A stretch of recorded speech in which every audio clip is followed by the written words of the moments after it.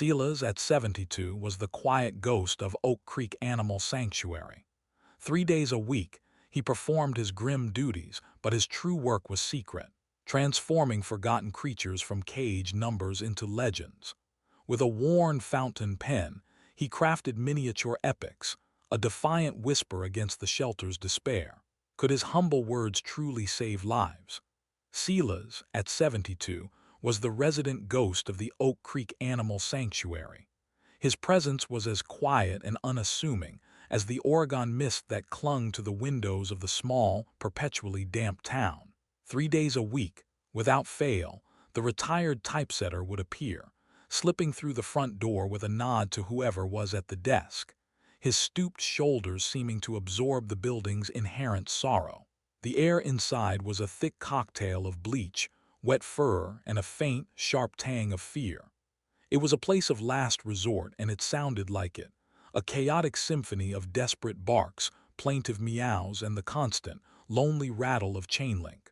His official duty was mucking out kennels, a task he performed with a methodical grace that belied his age. But his real work, the work of his heart, was a secret he kept tucked away in the quietest hours of the afternoon.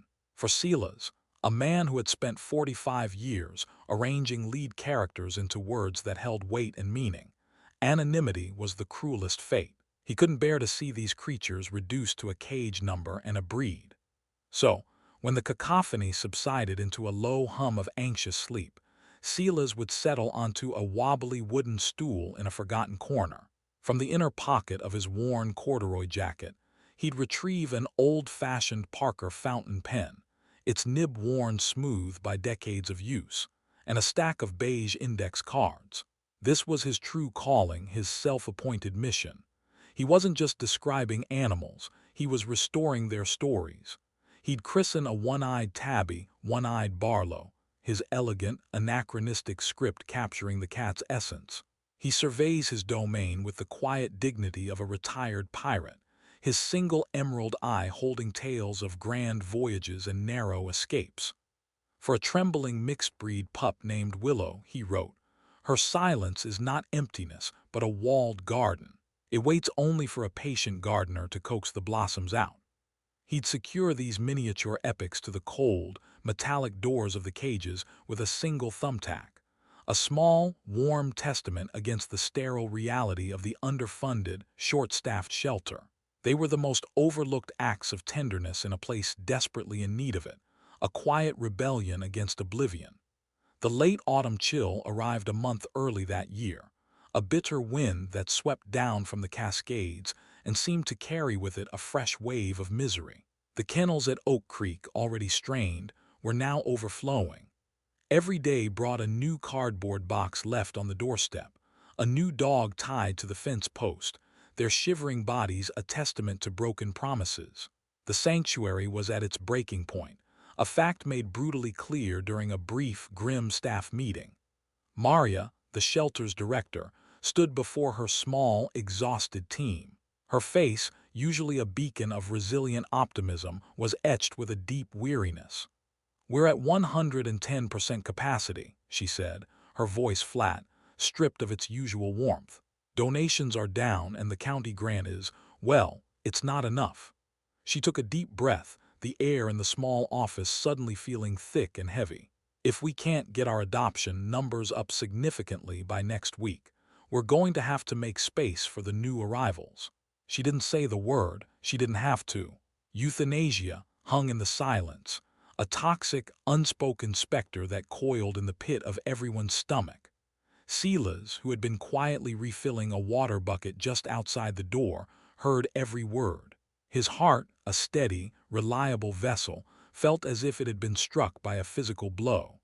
He looked down the long corridor of cages, at the faces he knew so intimately. There was Barlow, the stoic pirate. There was Willow, the secret gardener.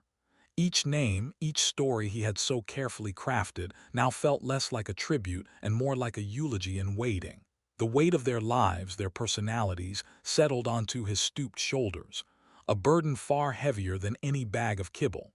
His words, his secret ritual, suddenly seemed pathetically inadequate, a whisper against an oncoming hurricane. And yet, after Maria's defeated sigh signaled the end of the meeting, Silas did the only thing he knew how to do. He walked to the intake kennel where a small, terrified terrier mix, cowering at the back of its cage, had just been placed. He took out his Parker pen, his hand trembling slightly, and began to write. It was no longer just an act of tenderness. It was an act of defiance, a desperate, hopeless prayer committed to a beige index card. Nora, meanwhile, was drowning in a sea of beige. Not a literal sea, but the metaphorical one she swam in every day as the senior social media strategist for Aura Asterisk, a high-end skincare brand in downtown Portland. Her professional existence was dedicated to manufacturing desire, to synergizing aspirational content that made people feel inadequate enough to spend $200 on a tiny bottle of miracle elixir. She spent her days in a glass-walled office, surrounded by mood boards in shades of greige and millennial pink, crafting hollow empowerment slogans for a product whose main ingredient was hype. The breaking point came during a Tuesday morning presentation. As she clicked through slides showcasing a model with impossibly poreless skin laughing into a bowl of kale, the words authentic storytelling and curated self-care felt like ash in her mouth. She heard her own voice, polished and persuasive, describing the brand journey, and felt a dizzying sense of detachment. This wasn't storytelling, it was taxidermy for the soul. She was selling a beautiful, profitable, soul-crushing lie. That evening, the silence of her own perfectly curated apartment felt accusatory. Every minimalist piece of furniture, every artfully placed succulent, seemed to mock her with the same sterile perfection she peddled at work. She needed something real, something messy, something that didn't have a marketing team or a focus group behind it. In a moment of desperate clarity, she decided to adopt a cat. Her initial search was as sterile as her job. She scrolled through shelter websites, her thumb flicking past an endless grid of pixelated, soulless images. The animals looked like inmates in their digital mugshots, their descriptions clinical and brief. F2ers DSH good with kids. It was like shopping for a throw pillow. Frustrated by the digital marketplace of living beings, she closed her laptop, grabbed her keys, and pulled up a map. Tucked away in the rainy hinterlands of the metro area was a pin for a place with an unassuming name: Oak Creek Animal Sanctuary.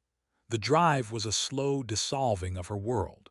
The polished Portland skyline receded, replaced by dripping fir trees and winding country roads. When she finally pulled into the gravel lot, the reality of the place was a gut punch. The moment she opened her car door, she was hit by a physical wall of scent: sharp bleach, damp fur, and a pungent undercurrent of pure, unadulterated animal anxiety. A chaotic symphony of barks, whines, and desperate meows spilled from the low-slung building. This was a world away from her glass and chrome office, with its whisper-quiet air conditioning and subtle hints of white tea and bergamot. This place was loud, messy, and heartbreakingly, terrifyingly real. Nora walked down the narrow, concrete aisle, the cacophony echoing around her, amplifying a sense of oppressive sadness. In cage after cage, she saw the same thing: desperate eyes, anxious pacing, or the defeated slump of a creature that had given up hope. The fluorescent lights overhead hummed a monotonous, sickly tune, casting long shadows that made the kennels look even more like prison cells. This was the raw, unfiltered truth she had craved, and it was almost too much to bear. She felt a familiar pang of professional detachment creeping back in, a defense mechanism. "Just pick one," a voice in her head said. "It's a transaction." She was about to turn and leave, to retreat to the safety of her curated world. That's when she saw it. Not the animal at first, but a small, beige index card, its corners slightly curled from the damp air. It was pinned to the cage of a formidable-looking tabby cat who sat with an almost regal stillness, one of his eyes a milky, sightless orb. She leaned closer, her professional curiosity piqued by this unexpected piece of analog communication. The handwriting was a beautiful, flowing cursive, a stark contrast to the sterile environment. It read, One-Eyed Barlow. He surveys his domain with the quiet dignity of a retired pirate, his single emerald eye holding tales of grand voyages and narrow escapes. A genuine, unforced smile broke across Nora's face. It felt like a muscle she hadn't used in years. A pirate, not a damaged or special needs cat, but a character, a personality. Intrigued, she moved to the next cage where a small dog trembled in the far corner. The card here was for Willow. Her silence is not emptiness, but a walled garden. It waits only for a patient gardener to coax the blossoms out. The words landed in her soul like rain on parched earth. This was it. This was the authentic storytelling she'd been paid to fake. It was pure, potent, and utterly devoid of commercial intent. It wasn't selling anything. It was Asterisk offering something, a glimpse into the unique spirit of each animal. For the first time, she wasn't just looking at abandoned pets. She was being introduced to individuals. She saw a grumpy-looking Persian described as a disenfranchised duke contemplating his fallen empire, and a boisterous hound mix as an aspiring opera singer specializing in the key of Awu. Her gaze lifted from the cards and scanned the length of the shelter. There, in a dimly lit corner, hunched over a wobbly stool with a pen in his hand, was an old man. He was completely absorbed, his brow furrowed in concentration as he wrote on a fresh card. In that instant, Nora, the professional storyteller, felt a profound sense of humility. She had been completely and utterly outclassed by a quiet old man in a corduroy jacket. She had found her real, and it was more powerful than any miracle elixir she could ever invent. Clutching the index card for Willow as if it were a sacred text, Nora sought out the person in charge. She found Maria in a cramped office, hunched over a desk buried in a mountain of invoices and donation pleas. The director looked up, her eyes shadowed with the kind of exhaustion that sleep couldn't fix. "Can I help you?" Maria asked, her tone polite but strained. "Hi, I'm Nora," she began, her usual polished introduction feeling clumsy and out of place. I came to adopt a cat, but I found something else. I found these." She held up Willow's card. "Who writes these?" Maria's tired face softened almost imperceptibly. "Oh, that would be Sila's. He's a volunteer." "He's a poet," Nora corrected, her voice filled with an energy that felt foreign and exhilarating. "Maria, I'm a social media strategist. My job is to get people's attention, to make them feel something. And these stories, this is the most powerful content I have ever seen in my life." She leaned forward, her hands flat on the cluttered desk, the carefully constructed walls of her professional persona crumbling away. "You need to be sharing these, not just here on the cages, online, where thousands of people can see them. No more blurry photos and sad statistics, just these stories. Let Silas's words do the work." She could already see it. A clean, simple feed, each post a portrait of a soul, framed by its own unique narrative. "These aren't just adoption pleas," she insisted, her voice rising with passion. "They're invitations. They're a cure for the kind of emptiness people like me feel every single day." Maria listened, her expression shifting from weary skepticism to cautious curiosity. She had seen countless well-meaning people come through her doors, their bright ideas fizzling out as soon as they collided with the harsh reality of shelter work. "We're a small operation," she said, gesturing to the piles of paperwork.